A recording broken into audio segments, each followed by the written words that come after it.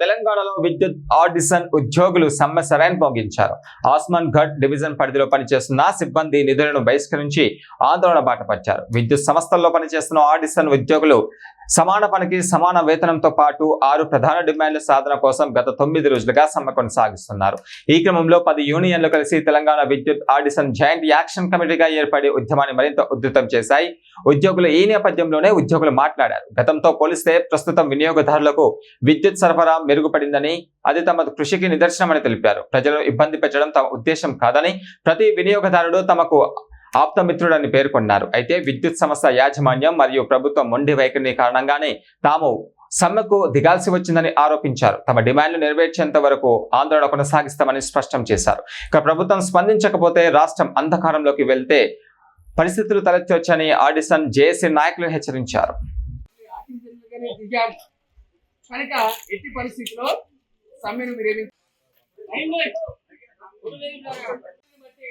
ముందుకెళ్తున్నాయి కనుక యాజమాన్యం వైఖరి, ప్రభుత్వం వైఖరి, సమ్మె జిందాబాద్ జిందాబాద్ జిందాబాద్.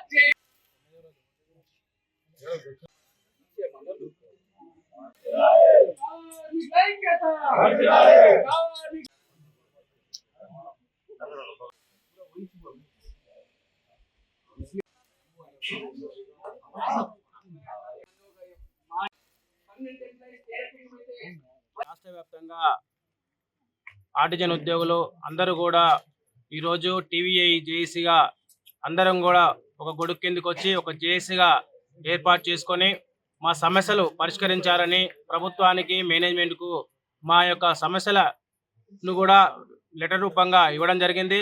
కానీ ప్రభుత్వం, మా మేనేజ్మెంట్ ఇప్పటివరకు కూడా స్పందించలేకపోవడం కారణంగా మేము ఇవాళ సమ్మెకు దిగడం జరిగింది. ఈరోజు 9వ రోజు సమ్మె.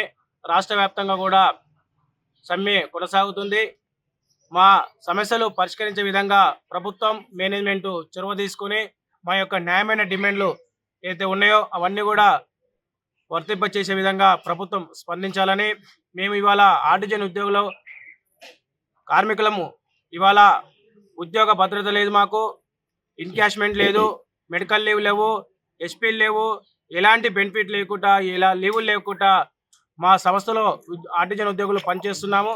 మాకు ప్రభుత్వం ఆలోచన చేయాలి. ఇవాళ పొద్దున వచ్చి సాయంత్రం ఇంటికి వెళ్ళని పరిస్థితి ఈ ఎలక్ట్రిసిటీ రంగంలో ఉంటుంది. ఇప్పటికే చాలామంది మా ఉద్యోగులు అంగవైకల్యంతో మరి ఎలక్ట్రికల్ షాక్తో చాలామంది కూడా మరణించడం జరిగింది. ఇవాళ ఆ మరణించిన ప్లేస్లలో మా ఆర్టిజన్ ఉద్యోగుల కుటుంబాలకు మన उद्योग मिस्टर डिपेंडेंट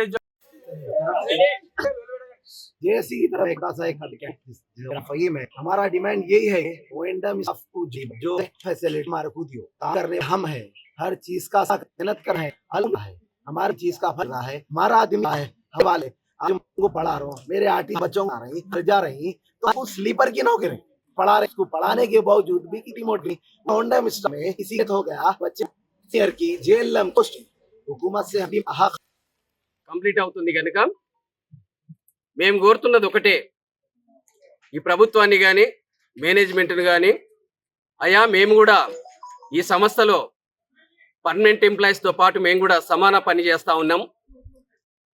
వాళ్ళకొక రూలు మాకొక రూలు ఉండొద్దని, మా ఆత్మగౌరవం కోసం ఏవైతే ఎగ్జిస్టింగ్ రూల్స్ ఏవైతే పర్మనెంట్ ఎంప్లాయీస్కు సర్వీస్ రూల్స్ ఉన్నాయో ఆ సర్వీస్ రూల్స్ను మాకు అమలు చేయాలని చెప్పేసి మేము అడుగుతా ఉన్నాం. ఈనాడు రాష్ట్ర వ్యాప్తంగా 23,000 మంది ఈ సమ్మెలో పాల్గొంటున్నారు. 9వ రోజు అవుతుంది.